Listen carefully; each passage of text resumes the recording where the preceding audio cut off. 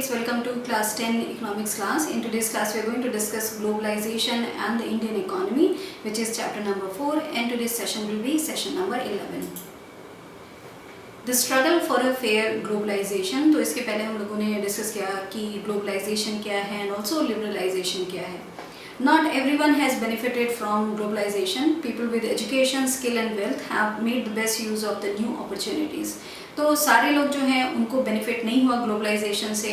Most of the benefit जिन लोगों को हुआ वो लोग जो पढ़े लिखे थे, हार्ड एजुकेशन, उनके पास स्किल था and also wealth, because the product that are available in the market, तो variety of products are available, quality जो है प्रोडक्ट्स की वो बहुत बेटर हो गई है एंड शेयर जो एक number of products her category में अवेलेबल है because of everything is now available everywhere in the world. तो उसकी वजह से जो अपॉर्चुनिटी है एंड ऑल्सो वेराइटी जो है वो अवेलेबल मोस्टली जो है वो पीपल हु आर एजुकेटेड, उनके पास स्किल है एंड ऑल्सो वेल्थ है, उनके लिए ज़्यादा इफेक्ट पड़ा. On the other hand, there are many people who have not shared the benefits. And अगर हम लोग दूसरी तरफ देखें तो बहुत सारे ऐसे लोग होंगे जिनका इस पे कोई फ़र्क नहीं पड़ा, जिनको पता भी नहीं कि ये सारी चीज़ें हुई. People who are living hand to mouth और anybody रिक्शा वालाज और anybody जो इतना ज़्यादा पढ़े लिखे नहीं है और they also don't have wealth, तो उनको इस चीज़ का कोई बेनिफिट उनको बिल्कुल भी इस चीज़ का नहीं हुआ. And some my not even having idea कि ये सारी चीज़ें हुई हैं, ग्लोबलाइजेशन क्या है और वो हुआ है. Since globalization is now a reality, the question is how to make globalization more fair. Now जो ग्लोबलाइजेशन है अब now it is a reality, वो अब एक रियलिटी है और ये एक्चुअल में हो रहा है. तो क्वेश्चन ये है कि ग्लोबलाइजेशन को और ज़्यादा जो फेयर है वो कैसे किया जाए, how to make it more fair कि वो सबके लिए बराबर हो एंड सबको उसकी एक्सेसिबिलिटी हो, वो कैसे किया जाए. Fair globalization would create opportunities for all and also ensure that the benefits of globalization are shared better. तो जो फेयर ग्लोबलाइजेशन होगा, जो ये आइडिया है कि ग्लोबलाइजेशन जो वो फेयर हो for everybody, because we just discuss कि जो लोगों के पास एजुकेशन है, जिनके पास वेल्थ है एंड स्किल हैं, उनके लिए तो थिंग्स हैव चेंज्ड. बट कुछ लोग ऐसे भी होंगे जिनके लिए नथिंग हैज़ चेंज, जिनको किसी चीज़ का एक्सेस भी नहीं हुआ या उनको पता भी नहीं लगा कि ये सब हुआ है.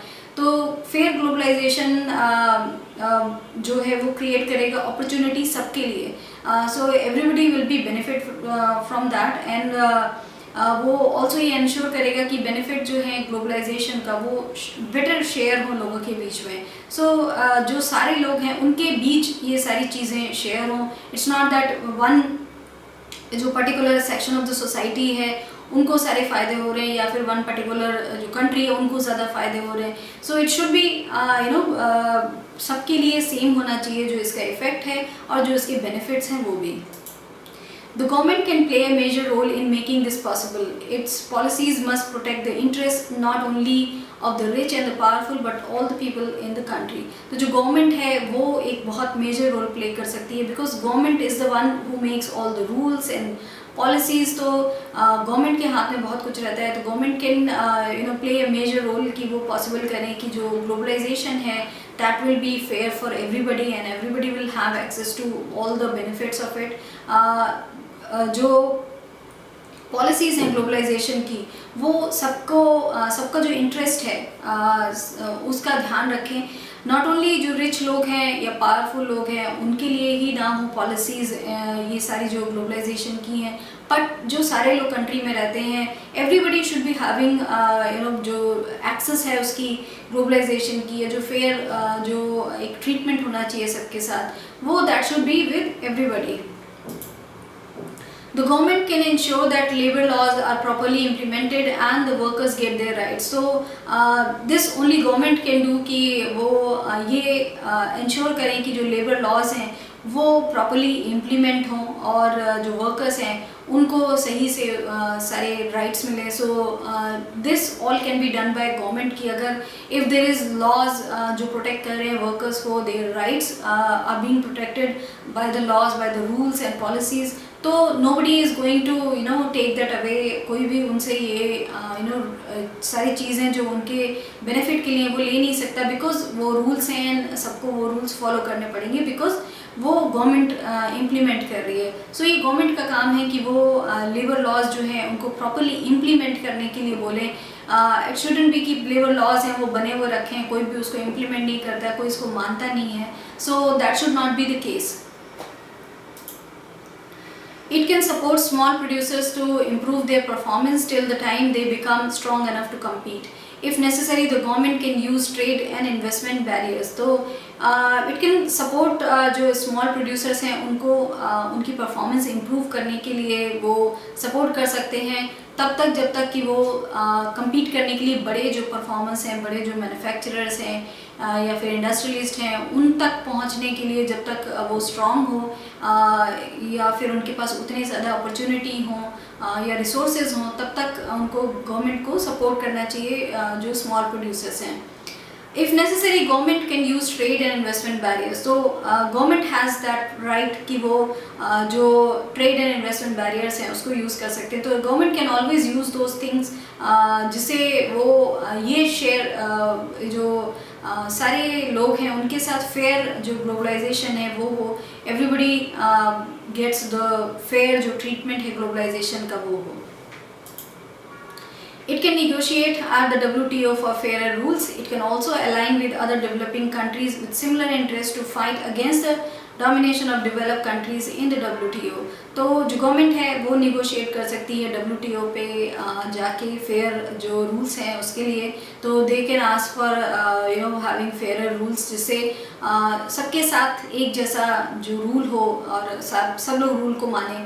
And it can also align with other जो डेवलपिंग कंट्री हैं उनके साथ मिल के ये अपने जिनके सिमिलर इंटरेस्ट हैं, जिनकी सिमिलर मांगे हैं, जिनकी सिमिलर प्रॉब्लम्स हैं कंट्रीज़ की, जो भी डेवलपिंग कंट्रीज़ हैं तो उनके साथ मिल के जो डोमिनेंस की फ़ाइट है उसके अगेंस्ट वो लोग लड़ सकते हैं. जो डेवलप कंट्रीज़ ने अपना वो उतने रूल्स एंड रेगुलेशंस को नहीं मान रहे हैं WTO के, जितना they are pressurising the develop countries की वो सारी बात माने. So all the developing countries they can come together, वो फॉर्म कर सकते हैं कि एक तरीके से they can go to WTO and उनसे पूछें कि जो डोमिनेशन है डेवलप कंट्रीज़ का वो कम करें एंड सबके साथ एक फेयर जो तरीका है उस तरीके से वो रहें. In the past few years, massive campaigns and representation by people's organizations have influenced important decisions relating to trade and investment at the WTO. तो कुछ सालों में massive campaign हुआ, representation हुआ लोगों के जो organization हैं तो massive campaigns किए गए उसे और उसे जो important decisions हैं relating to trade and investment at the WTO उसको इन्फ्लुएंस करने के लिए वो सारी चीज़ें हुई. सो दैट WTO के दे शुड नो कि उनको क्या करना चाहिए for the developing countries and develop countries should not be वो उसका जो अनफेयर उनका फ़ायदा है वो नहीं उठाएं, बिकॉज वो उस चीज़ का अनफेयर फ़ायदा उठा रहे हैं. The rule should be same, वो सबके लिए होने चाहिए, आइदर डेवलप कंट्री है या फिर डेवलपिंग कंट्री है.